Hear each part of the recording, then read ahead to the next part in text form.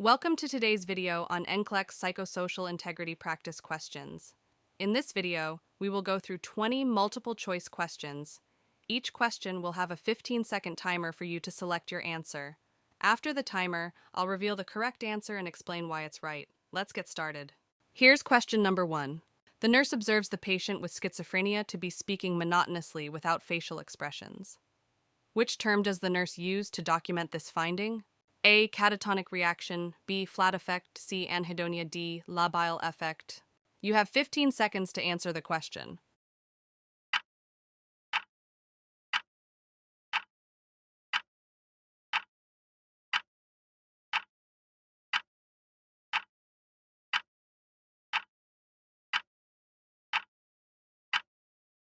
The correct answer is B. Flat effect. Let's look into why. Patients with schizophrenia may present with symptoms like lack of facial expressions and a monotonous tone when speaking, which is known as a flat affect. This distinguishes it from catatonic reaction, which involves motionlessness, or labile affect, which refers to erratic and exaggerated emotions. Understanding these terms helps in accurate diagnosis and care. Great job! Now let's move on to question 2. Which neurotransmitter system is affected by the drug of choice for major depressive disorder? A. Acetylcholine. B. Histamine. C. Serotonin. D. Epinephrine. You have 15 seconds to answer the question.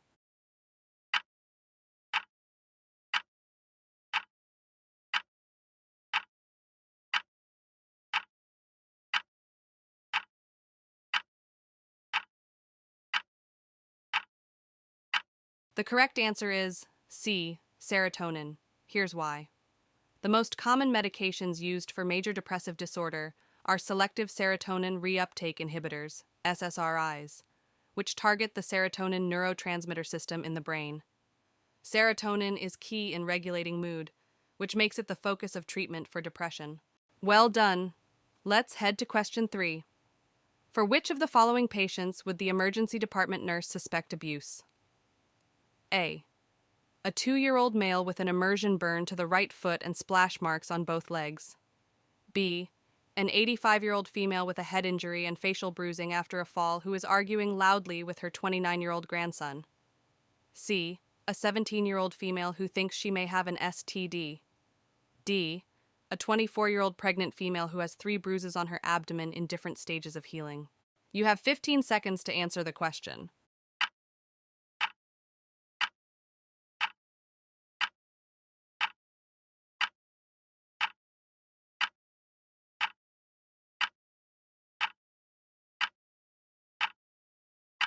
The correct answer is D.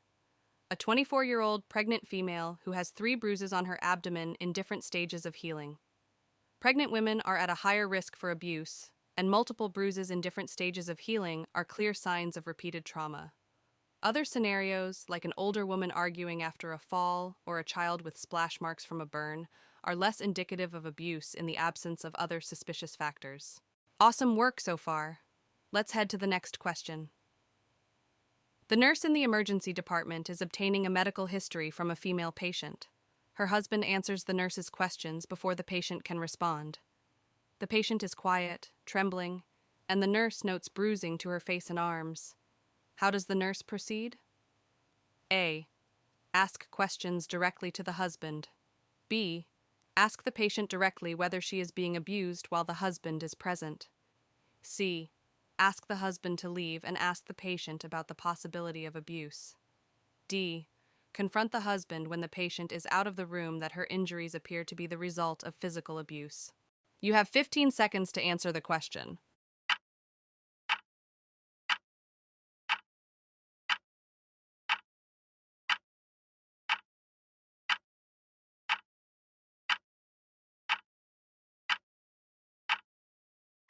The correct answer is C. Ask the husband to leave and ask the patient about the possibility of abuse. When inquiring about the possibility of physical or sexual abuse, it is imperative that the patient feels free to be honest and is assured of confidentiality. This involves isolating the patient from family and friends, especially if one of those present is suspected of being the abuser. It is not ideal to directly ask the patient about probable abuse when there are people present who might embarrass or intimidate them. Confronting the abuser is never a good decision because of the volatility of the situation and the probable repercussions for the patient. History should always be obtained directly through the patient whenever possible, and not from a second party. Great work so far. Let's keep moving forward with the fifth question. A nurse is taking care of a patient on continuous heparin sodium by IV at 1,500 units per hour.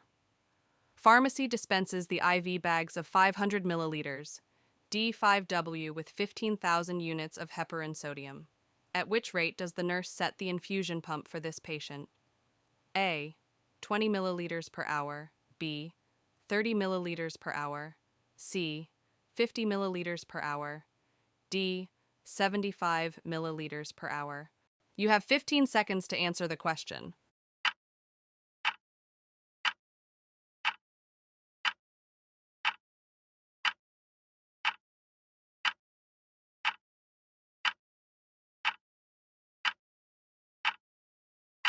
The correct answer is C. 50 milliliters per hour. Here is why. The available bags of heparin sodium have a concentration of 15,000 units per 500 milliliters, equals 30 units per milliliter of heparin. This patient is ordered a continuous heparin sodium by IV at 1,500 units per hour. Therefore, the patient needs 1,500 units per hour times 1 milliliter per 30 units, equals 50 milliliters per hour. Awesome, let's go to question 6 now. A client reports that since her husband died 5 months ago, she continues to feel sad and depressed and dreads the upcoming holiday season.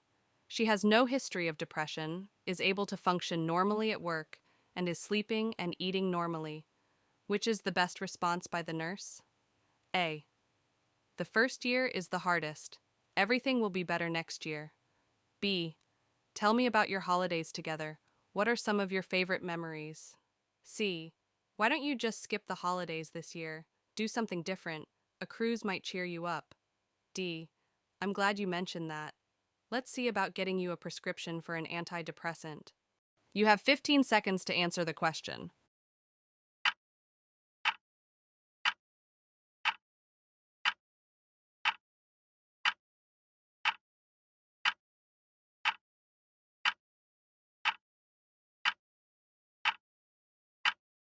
The correct answer is B.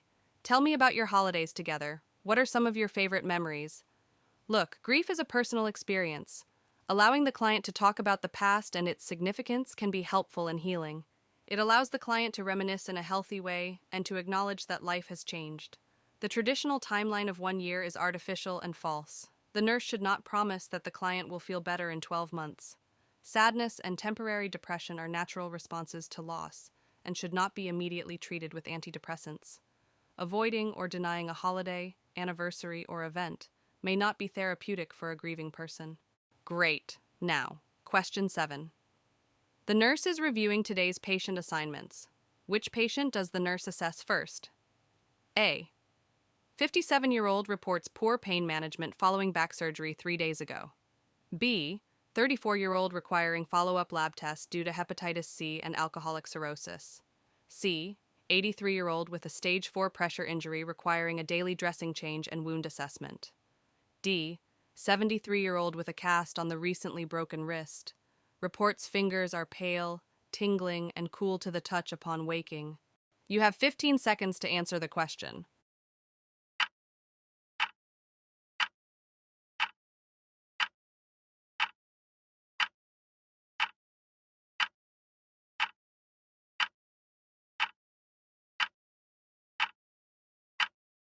The correct answer is D. 73-year-old with a cast on the recently broken wrist. Reports fingers are pale, tingling, and cool to the touch upon waking. Here is why. The client with a recently broken wrist who reports the distal extremity is pale, tingling, and cool to the touch may be experiencing compartment syndrome due to swelling under the new cast. This is a medical emergency, and the patient must be seen first. The patients with poor pain management, pressure injury requiring dressing change, and lab tests can wait until after circulation is restored to the hand of the patient with the broken wrist. You are doing great! Now, question number 8. The patient with advanced dementia accuses the nurse of trying to poison him with his scheduled medications. Which nursing intervention is most appropriate? A. Request an order for a nasogastric tube through which his medications can be administered. B. Discuss changing the medications from oral to intramuscular or intravenous. C. Ask the patient why he thinks the nurse is trying to poison him. D. Recruit another nurse who has a therapeutic rapport with the patient to give the medications to him. You have 15 seconds to answer the question.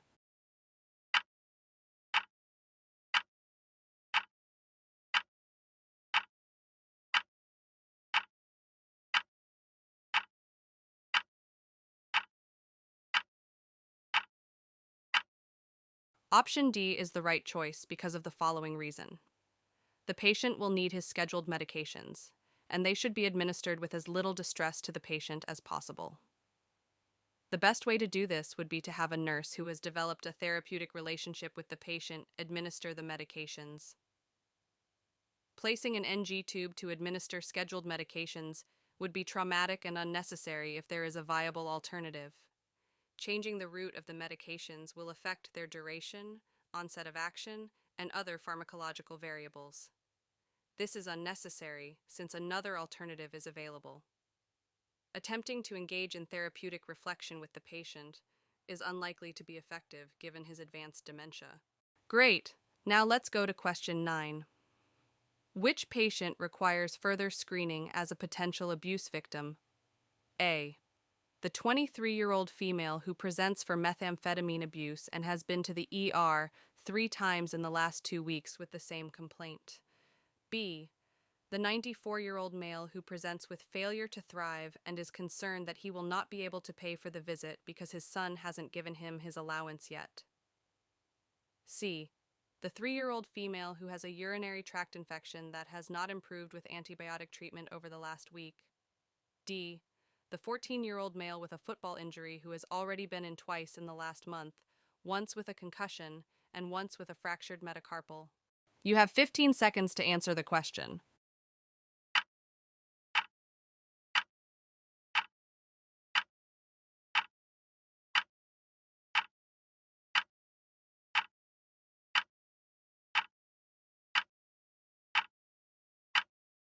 Option B is the correct answer.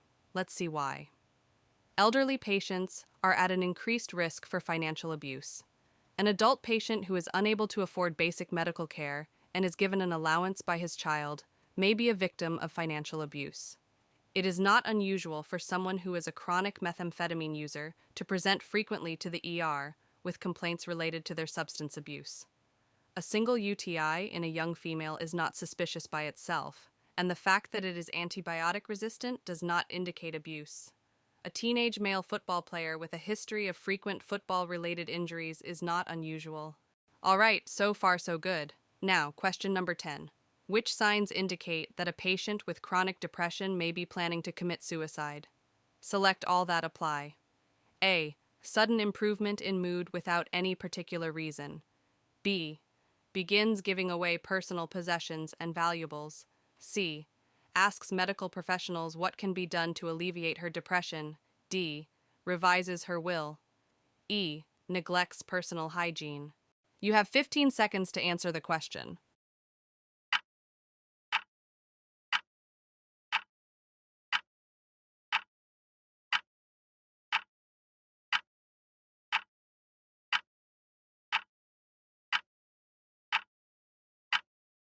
Signs of an impending suicide attempt include a sudden improvement in mood once the patient decides to commit suicide, giving away valuables and personal possessions, arranging financial affairs, and neglecting personal hygiene. Asking medical professionals what can be done to alleviate depression is seeking medical treatment, not a sign of suicidal planning. Next is question number 11. The patient states he wants to kill the psychiatrist who treated him the last time that he was hospitalized. Which is the best response by the nurse? A. Why do you want to kill him? B. Tell me more about what makes you feel this way. C. Do you have a plan to kill him? D. Do you have access to firearms? You have 15 seconds to answer the question.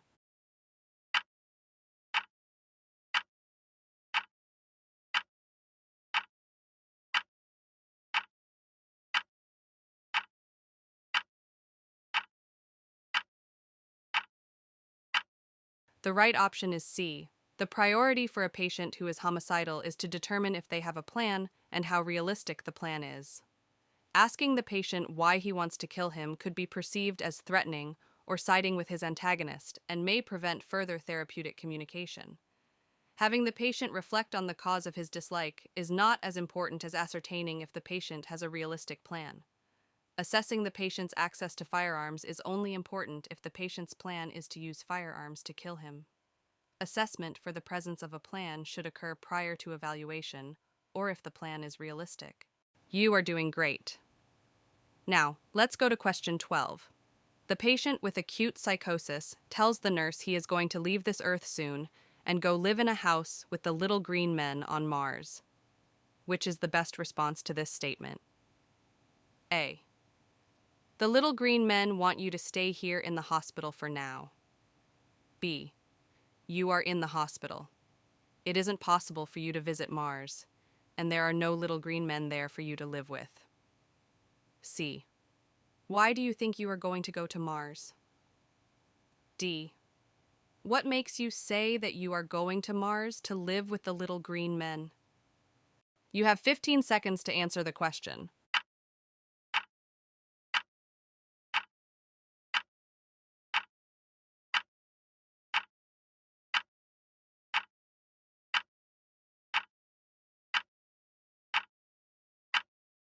The correct answer is D.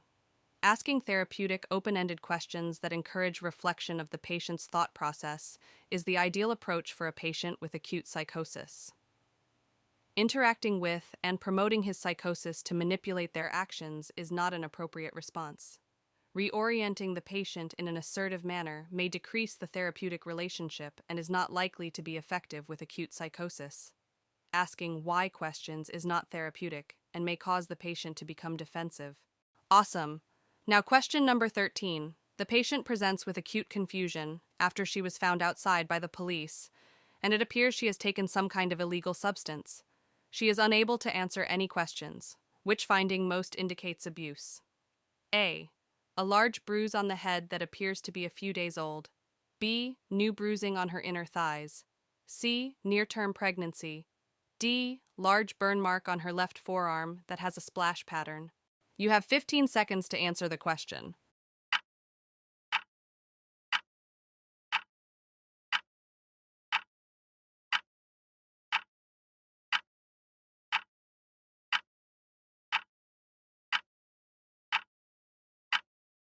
The correct answer is B. New bruising on the inner thighs indicates that the patient may have had a non-consensual coitus.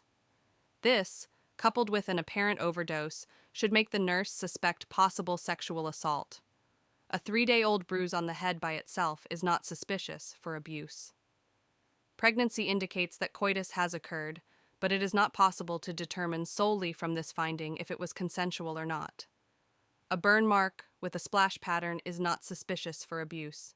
Of course, all these conditions together would be highly suspicious for abuse, but the question is focused on the individual findings. Now, question number 14. The patient with major depressive disorder has been prescribed a monoamine oxidase inhibitor, MAOI. The nurse has educated the patient on dietary restrictions that are required while taking an MAOI. Which statement by the patient indicates further teaching is required? A. I can't wait to have some burgers and fries. B. Do you know of an alternative for soy sauce? C. Eating out will be fine as long as I'm careful. D. I'm thrilled that I can order pepperoni pizza later. You have 15 seconds to answer the question.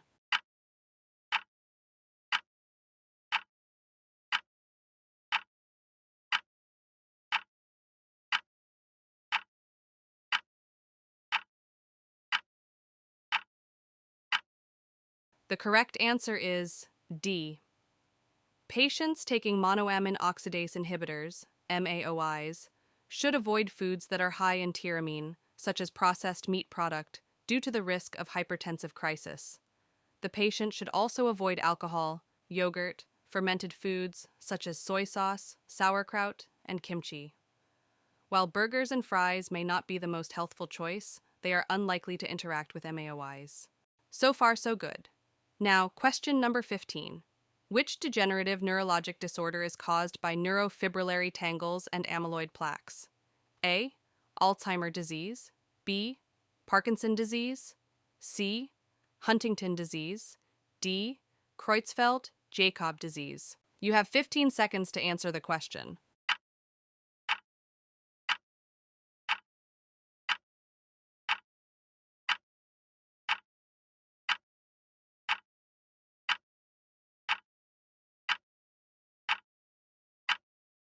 The correct answer is A.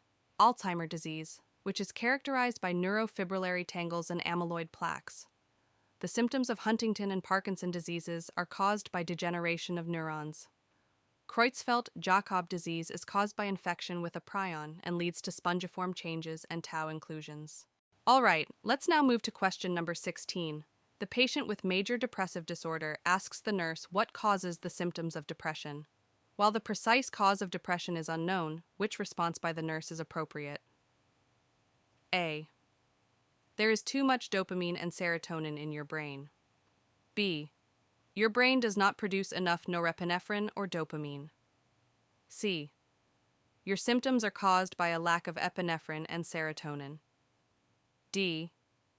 Enzymes in your brain do not break down dopamine or norepinephrine quickly enough. You have 15 seconds to answer the question.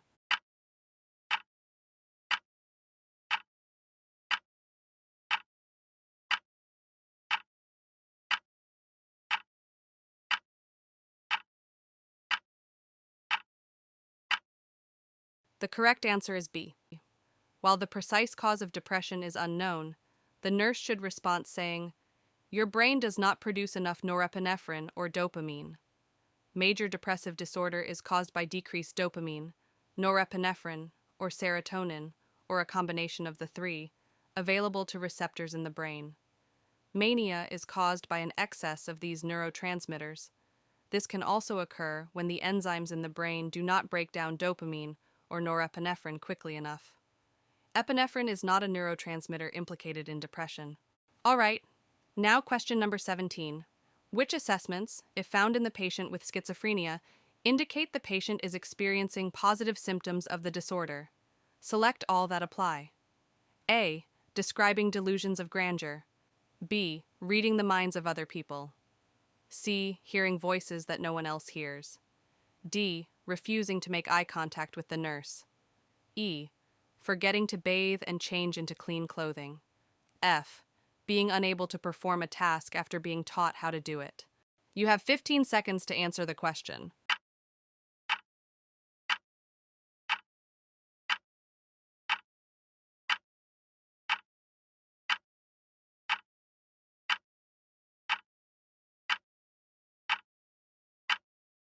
Positive symptoms of schizophrenia include delusions of grandeur, reading other people's minds, and auditory hallucinations. Negative symptoms of schizophrenia include refusing eye contact and poor personal hygiene. Failing to perform a task after being taught how to do it is a cognitive symptom of schizophrenia. Okay, now let's move on to the next question. An adolescent has been diagnosed with bulimia nervosa. Which treatment will you anticipate for this patient? A. Combined therapy, SSRI, CBT, nutritional counseling. B. Nutritional rehabilitation counseling. C. Cognitive behavioral psychotherapy, CBT. D. Selective serotonin reuptake inhibitor, SSRI therapy. You have 15 seconds to answer the question.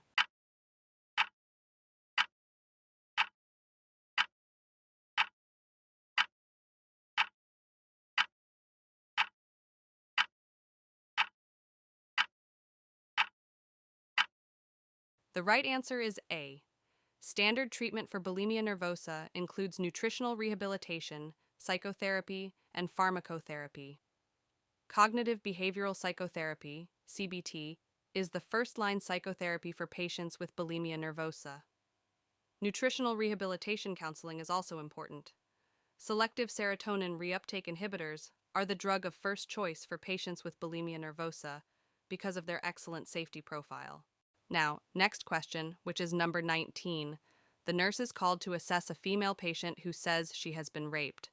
Which of the following is part of an appropriate post-assault STD regimen? A. None needed. recommend follow-up STD testing in 1 month. B. Overall C.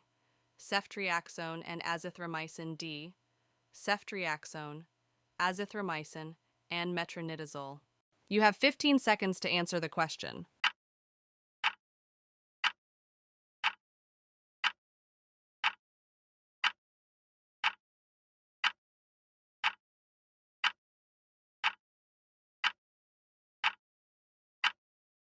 The correct answer is D because STD prophylaxis is a standard and important part of post-sexual assault care.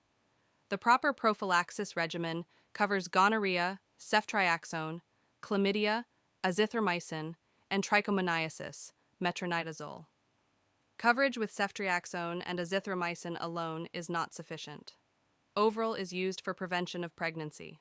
Foregoing prophylaxis is not appropriate for any sexual assault victim.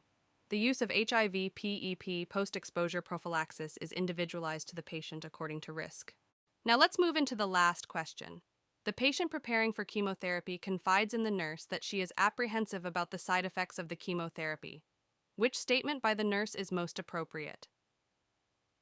A. You are otherwise healthy. I know you will be able to handle the side effects of the chemotherapy. B. The side effects from the chemotherapy will be minimal. C. Although it is impossible to predict exactly what the side effects of the chemotherapy will be, we will monitor and support you closely. D. We will provide medication to address and control the side effects of the chemotherapy. You have 15 seconds to answer the question.